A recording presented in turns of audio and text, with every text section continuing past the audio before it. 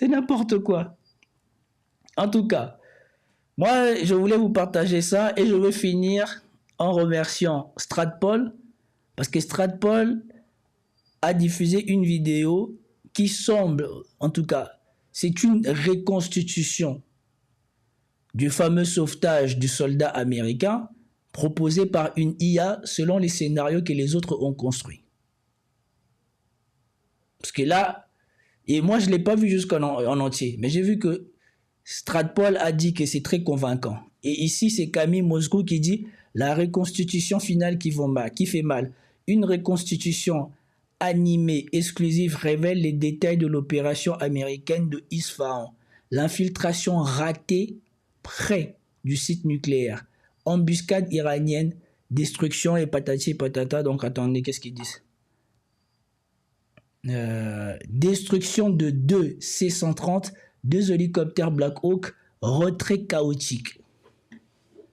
Et donc je vous propose qu'on regarde ça et puis on va voir si ça peut corroborer au fait. Parce que, et bien évidemment, nous tous ici qui avons déjà vu les Américains faire quelque chose, on sait que tu ne ramènes pas 200 personnes pour sauver une personne, même si tu es les Américains. Tu ne fais pas tout ce que les Américains ils ont fait. Si vous allez regarder à tes chouettes, tu ne fais pas tourner 150 avions dans le ciel pour sauver une personne. La preuve, ils ont dû sauver plusieurs personnes. On n'a pas vu ces scénarios, on n'a pas vu toute cette armada être mise en place. Donc regardez.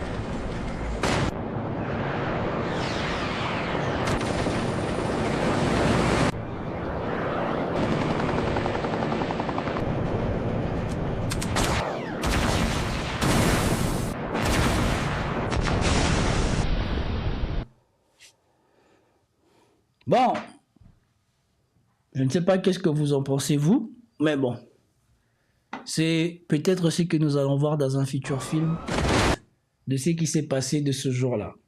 En tout cas, toujours est-il que voilà, cette histoire de Isfahan là, pour moi, il y a de plus en plus de choses qui plutôt pointeraient vers ça.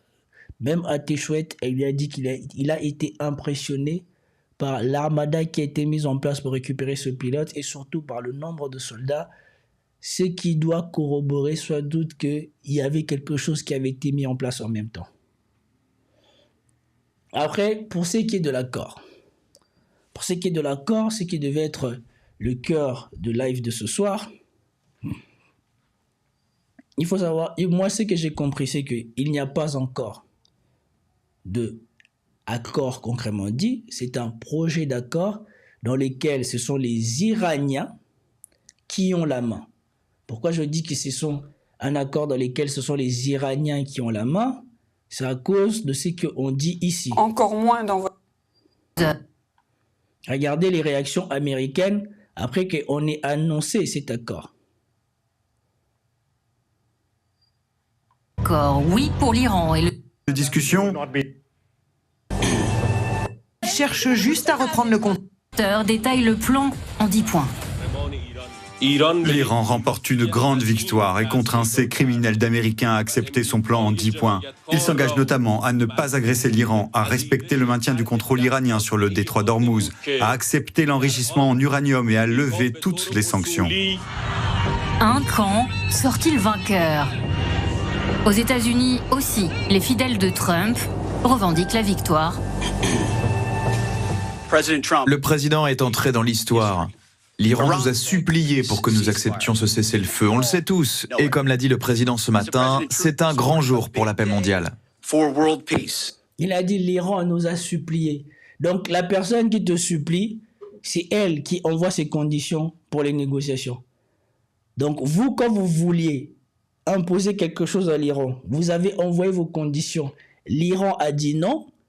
À l'époque, c'était aussi elle qui suppliait. Et maintenant, vous les menacez. Et vous annoncez un projet d'accord avec les propositions iraniennes qui deviennent la base pour trouver un accord, mais ça devient vous qui êtes en train de soumettre l'Iran. Non, mais vraiment.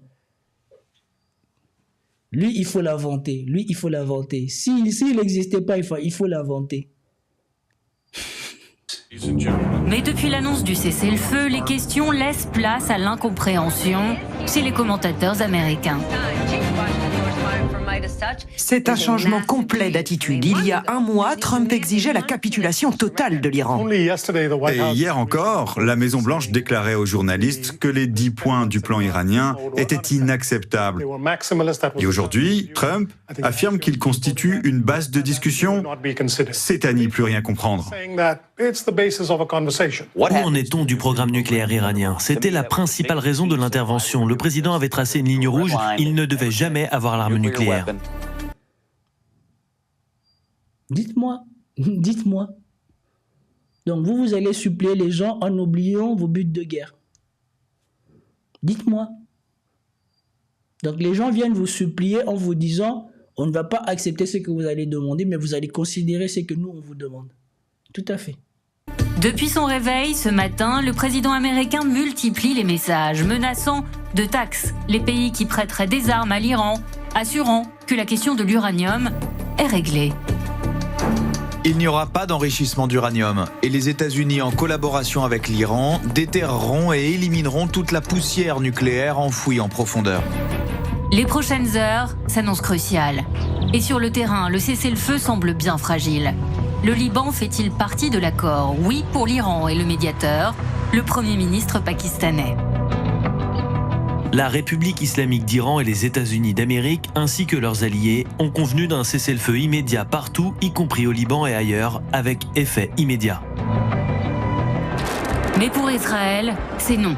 Et aujourd'hui, au Liban, des frappes israéliennes ont fait des dizaines de morts et des centaines de blessés en quelques heures. Moi, j'aime bien comment on aime toujours minimiser les décès causés par ce pays. J'aime trop comment on essaye toujours de minimiser les morts faits par ce pays. Quand tu as des gens qui te bombardent des immeubles à la base, parce que déjà ça c'est crime de guerre, quand tu bombardes des immeubles d'habitation.